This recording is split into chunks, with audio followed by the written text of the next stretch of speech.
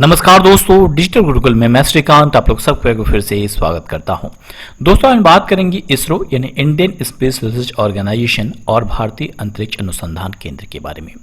कैसा एक छोटा सा अनुसंधान केंद्र जिसके पास इतने भी संसाधन नहीं थे कि वो अपने रॉकेट को ले जा पाए, उसके लिए साइकिल का उपयोग किया जाता था। बाद में उसे बैलगाड़ी से लिए जाने लगा और उसके बाद अपने की खुद की लॉन्चिंग पैड तक नहीं थी। आप लोग देख पा रहे हैं कैसे तार के वृक्ष में बांध के लॉन्च किया जाता था रॉकेट में।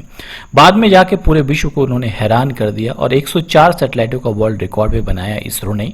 और हमारे लिए ये बहुत गर्व की बात है। बट इसरो ने ये जो तय किया, ये जो जर्नी तय की, इतनी आसान नहीं थी। इसके बीच में हमारे कई महान साइंटिस्टों को भी उन्होंने खोया, कई कॉन्स्पिरेसी हुई, बहुत सारी चीजें देखनी पड़ी और अंत में आज जाके इसरो जो है पूरे विश्व के सामने एक मिसाल के तौर पे शामिल है। बात करेंगे आज इसी इसरो के बारे में। अंत में एमसीक्यू के माध्यम से तमाम प्रश्नों को कवर करेंगे।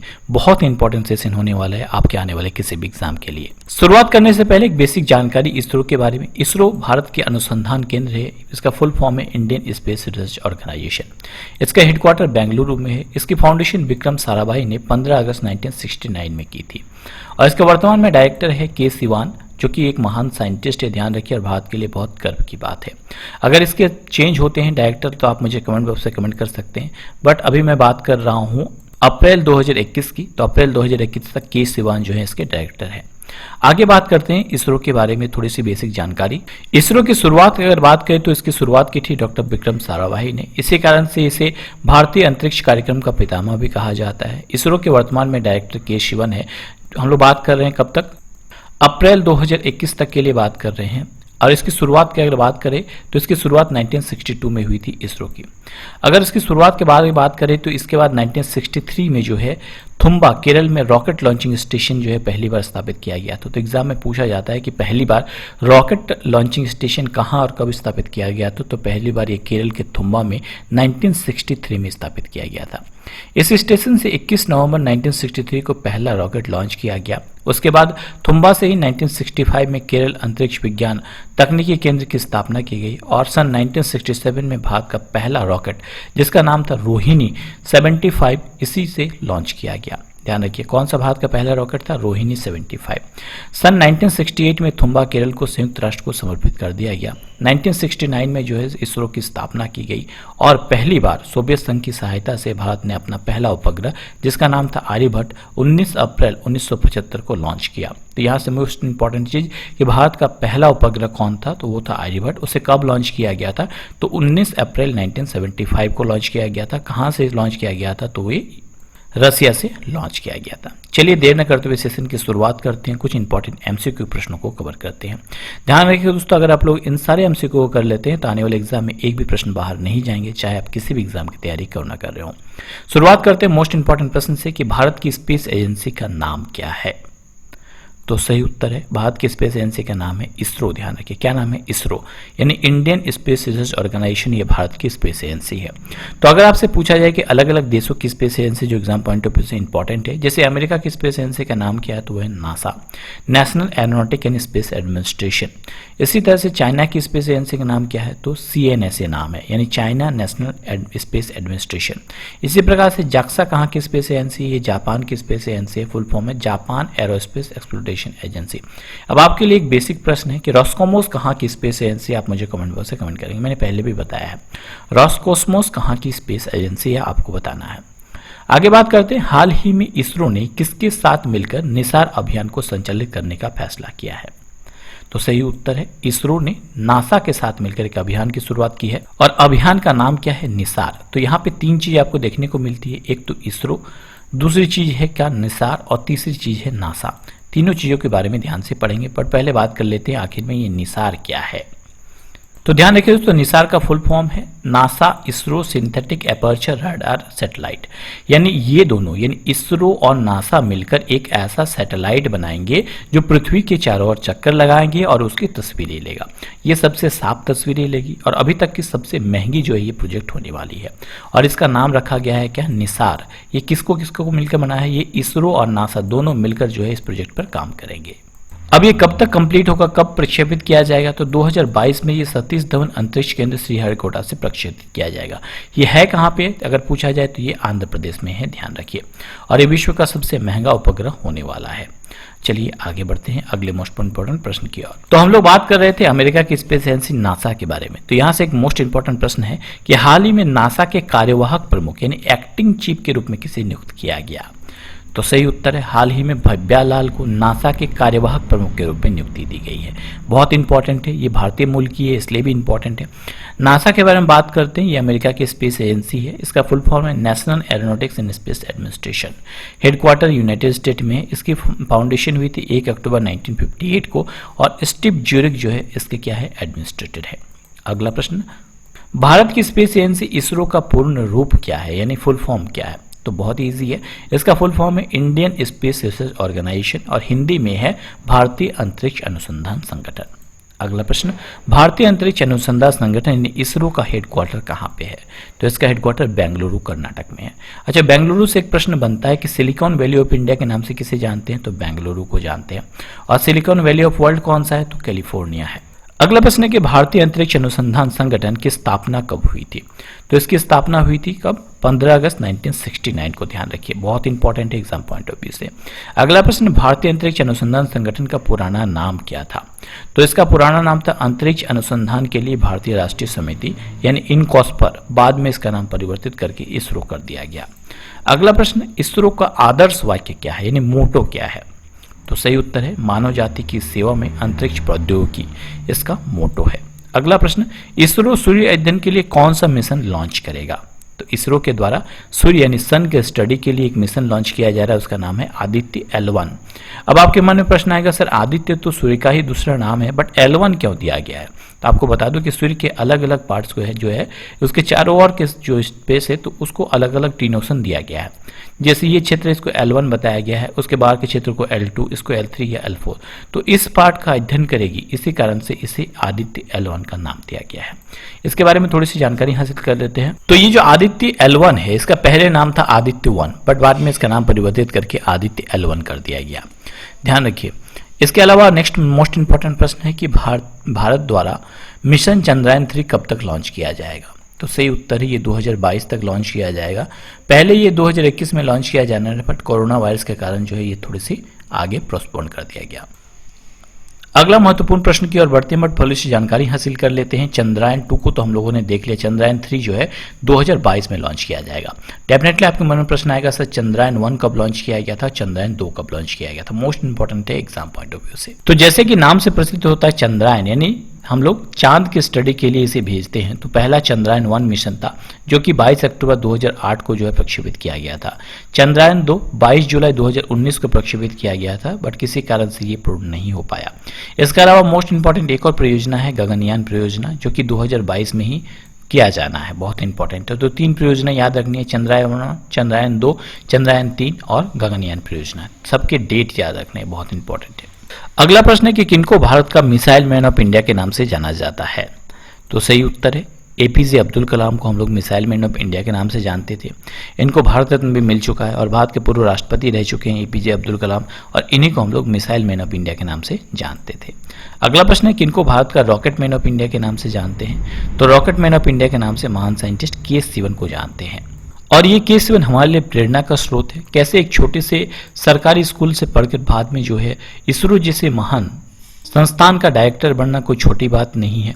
ये हम लोगों के लिए ये इसलिए प्रेरणा होती है कि बहुत लोग ये सोचते हैं कि हमारी जो है स्टडी ठीक से नहीं हुई है, हम लोगों को ठीक से संसाधन नहीं मिल पाए इसलिए हम लोग पढ़ाई नहीं कर पाए। बट ये सारे एक्सक्यूज है। अगर आपको कुछ करना है तो आप इन परिस्थितियों में भी है आप चाहे तो कर सकते हैं। K सिवन का जन्म हुआ था 14 अप्रैल 1957 को और ये वर्तमान में भारतीय अंतरिक्ष अनुसंधान संगठन के डायरेक्टर हैं। 1999 में विक्रम साराभाई रिसर्च अवार्ड से सम्मानित किया गया। 2007 में इन्हें इसरो मेरिट अवार्ड दिया गया। 2019 में पंजाब यूनिवर्सिटी का कॉन्वोकेशन में जो है उपराष्ट्रपति M वेंकैया नायडू के द्वारा इन्हें विज्ञान रत्न का अवार्ड दिया गया और 2019 में तमिलनाडु सरकार के द्वारा APJ अब्दुल कलाम अवार्ड से भी सम्मानित किया गया। और रियल में देश के लिए इन्होंने जितना किया है, जितनी निछावर की है, रियल में इन लोगों को ही भारत रत्न से सम्मानित किया जाना चाहिए। बट इंडिया में बहुत सारे पॉलिटिक्स है, बहुत सारी चीज़ें हैं, उन्हें देखकर जो है नहीं मिल पाता है रियल जो डिजर्विंग कैंडिडेट्स हैं उनको। तो हम लोगों ने रॉकेट मैन ऑफ इंडिया के बारे में जाना K सिवन को, but rocket man of women of India के नाम से किसको जाना जाता है। तो रॉकेट वुमेन ऑफ इंडिया के नाम से जाना जाता है किसे, रितु करिधल को। ध्यान रखिए रितु करिधल जो है इसरो की काम करने वाली एक महान वैज्ञानिक है और भारत के मंगल कक्षीय मिशन में जो है वो संचालक के रूप में कार्य कर चुकी है और भारत के रॉकेट वुमेन ऑफ इंडिया के नाम से जाना जाता है। लखनऊ में पैदा हुई है और एरोस्पेस इंजीनियर है। अगला प्रश्न है 2021 में इसरो के वर्तमान में अध्यक्ष कौन है? तो 2021 में इसरो के अध्यक्ष हैं के सिवन। अगला प्रश्न भारतीय अंतरिक्ष अनुसंधान संगठन इसरो के संस्थापक कौन थे? तो डॉक्टर विक्रम साराभाई के द्वारा ही इसरो की स्थापना की गई थी। जैसे कि मैंने बताया, डॉक्टर विक्रम साराभाई एक महान वैज्ञानिक थे और भारतीय अंतरिक्ष कार्यक्रम का इन्हें जो है पितामह कहा जाता है। विक्रम साराभाई का जन्म जो है 1919 को अहमदाबाद में हुआ था।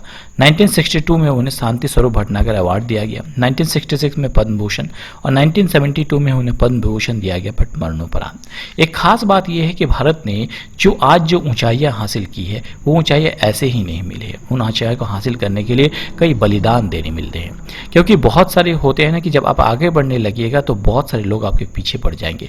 इसी तरह इसरो के साथ भी हुआ। इसरो के महान वैज्ञानिक जितने भी एक बहुत सारे लोगों को मार दिया गया, कॉन्स्पिरेसी के तहत जहर दे दिया गया। इनमें से एक थे विक्रम साराभाई।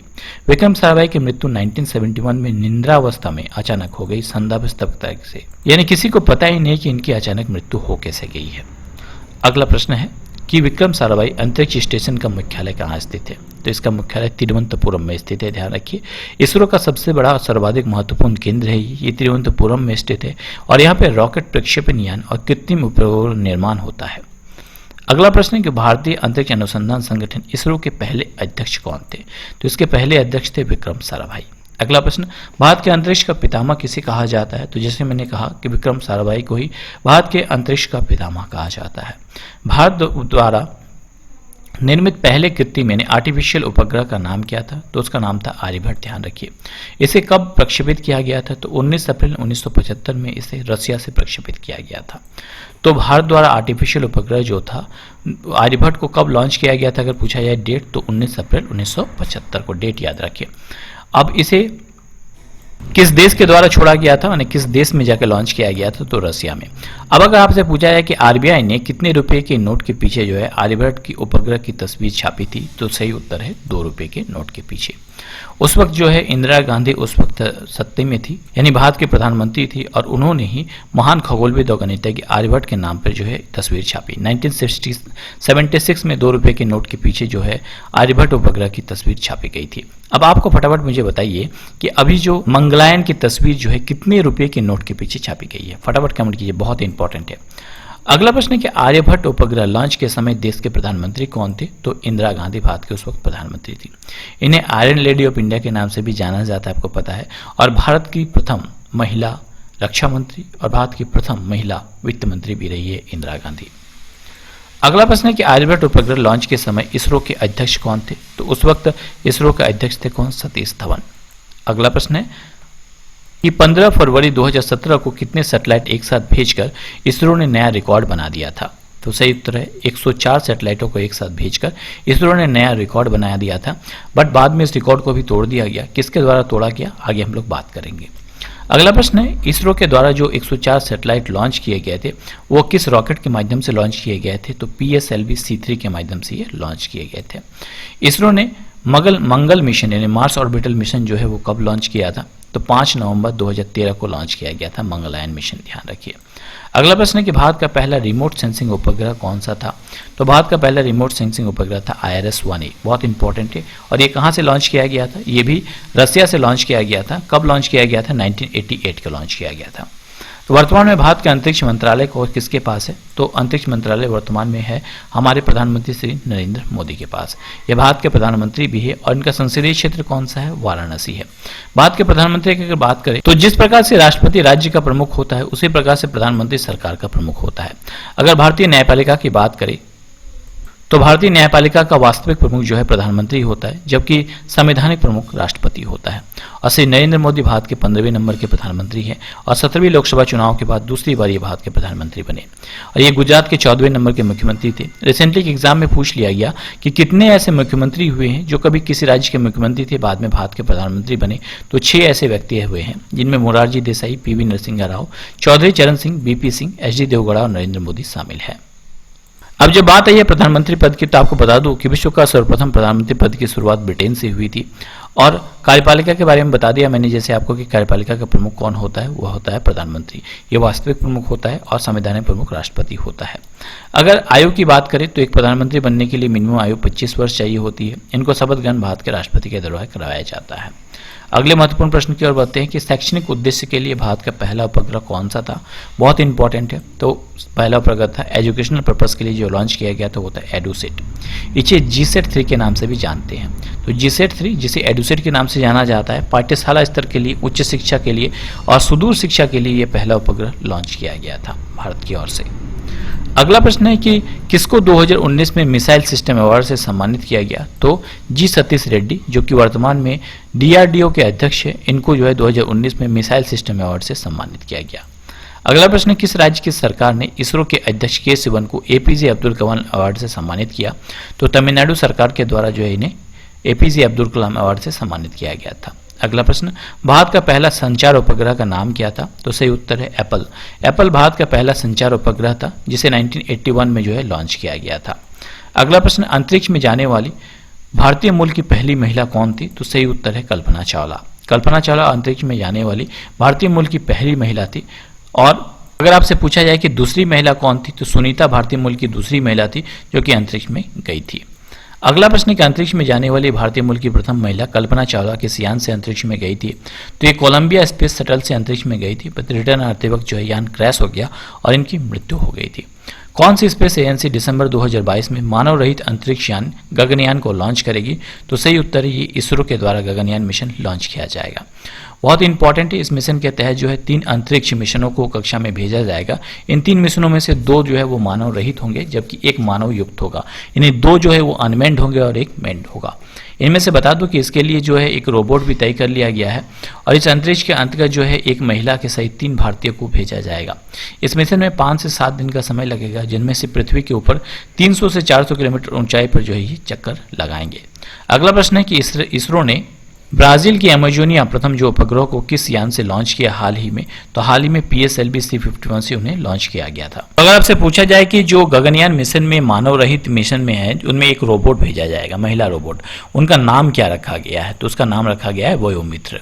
अगला प्रश्न है कि मिशन चंद्रयान 2 को कब लॉन्च किया गया था। चंद्रयान 2 को 22 जुलाई 2019 को लॉन्च किया गया था और इसमें एक रोवर था, एक लैंडर था और एक ऑर्बिटर था। ऑर्बिटर का काम क्या होता है कि पृथ्वी के कक्षा के ऊपर तक पहुंचाना, उसके बाद लैंडर का काम होता है कि नीचे लैंड कराना, रोवर का काम होता है वहां रन कराना। तो चंद्रयान मिशन में लैंडर का नाम क्या था अगर पूछा जाए तो लैंडर का नाम था विक्रम और रोवर का नाम क्या था। तो रोवर का नाम था प्रज्ञान। तो यहाँ पिक्चर में आपको दिखा दूं कि इसे GSLV Mark 3 के द्वारा लॉन्च किया गया था।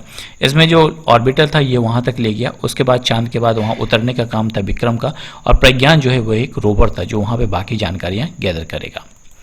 अगला प्रश्न है कि चंद्रयान मिशन 2 के जो लॉन्च किया गया वो चंद्रमा के पहले पहुंचने से पहले उनका संपर्क टूट गया था। तो कितने पहले उसका संपर्क टूट गया था। तो 2.1 किलोमीटर पहले ही जो है सतह के पहले ही उसका संपर्क टूट गया था। अगला प्रश्न है कि भारत के रॉकेट लॉन्चिंग स्टेशन जो है सतीश धवन स्पेस सेंटर कहाँ पर स्थित है। तो ये श्रीहरिकोटा में स्थित है जो कि आंध्र प्रदेश में है। अगला प्रश्न है कि चंद्रयान मिशन 1 को कब लॉन्च किया गया था। तो मिशन 1 जो था उसे 22 अक्टूबर 2008 को लॉन्च किया गया था। बहुत इंपॉर्टेंट है और श्रीहरिकोटा से ही लॉन्च किया गया था। कुछ ऐसे प्रश्नों को कवर करते हैं जो कि एग्जाम में बहुत बार पूछे जाते हैं। जैसे अंतरिक्ष में जाने वाले प्रथम व्यक्ति कौन थे। तो प्रथम व्यक्ति थे यूरी गैगरिन। बहुत इंपॉर्टेंट है। अंतरिक्ष में जाने वाले प्रथम व्यक्ति यूरी गैगरिन किस देश के थे। तो ये रशिया से थे। अंतरिक्ष में जाने वाले प्रथम महिला कौन थी। तो प्रथम महिला वेलेंटिना तेस्तोवा थी। अंतरिक्ष में जाने वाला पहला जानवर कौन सा था। तो लाइका नामक जो है पहला जानवर था जो कि एक कुत्ता था, फीमेल डॉग था। वो पहली बार जानवर जो है अंतरिक्ष में गया था। अंतरिक्ष में विचरण करने वाला प्रथम व्यक्ति कौन था। तो प्रथम व्यक्ति था एडवर्ड वाइट। ध्यान रखिए। अंतरिक्ष में जाने वाले पहले एशियाई कौन थे। तो वो थे फामतुहान। और इसके अलावा हाल ही में इसरो ने GPS को रिप्लेस के लिए किस नाम से एक नेविगेशन ऐप को लॉन्च किया है।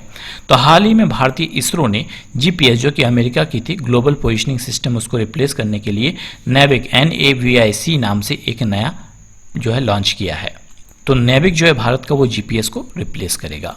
अगला प्रश्न है हाल ही में यानी जनवरी 2021 में स्पेस एक्स ने कितने उपग्रह छोड़ के इसरो के 104 उपग्रहों का रिकॉर्ड तोड़ दिया है?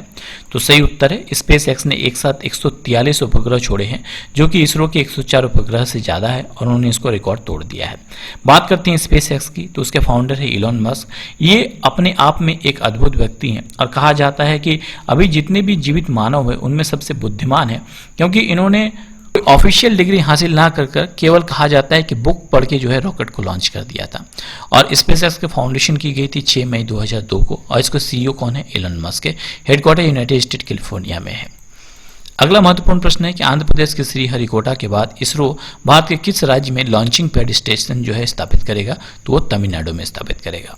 अब आप लोगों ने सुना होगा पीएसएलवी जीएसएलवी के बारे में। पीएसएलवी का पूर्ण रूप क्या होता है? बहुत बार पूछा जाता है, polar satellite launching vehicle. GSLV का पूर्ण रूप क्या होता है?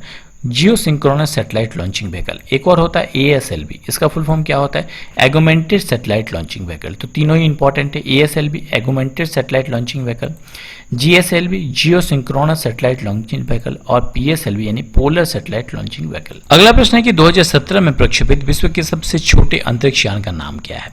तो सही उत्तर है इसका नाम था स्प्राइट। ध्यान रखिए विश्व का सबसे छोटा उपग्रह लॉन्च किया गया था जिसका नाम था स्प्राइट। दोस्तों आज के लिए इतना ही। आज के लिए आपका क्विज का प्रश्न है कि 2021 में इसरो के अध्यक्ष कौन है? आपको बताना है कमेंट बॉक्स में कमेंट करके। मैंने बहुत बार बताया, बहुत ही इंपॉर्टेंट है आपके लिए। इसके अलावा इसरो के बारे में आपके पास जितनी भी जानकारियां हैं आप दे सकते हैं, क्योंकि आप एक बार कमेंट बॉक्स में कमेंट करेंगे बाकी लड़के भी पढ़ेंगे और आपके लिए बहुत ही इंपॉर्टेंट भी होगा और आप जितना नॉलेज को शेयर करेंगे उतना बढ़ेगा। दोस्तों आज के लिए इतने ही। जल्द ही लौटेंगे नई वीडियो नए नॉलेज के साथ। तब तक हंसते रहिए, मुस्कुराते रहिए। Thanks for watching video. जय हिंद, जय भारत दोस्तों।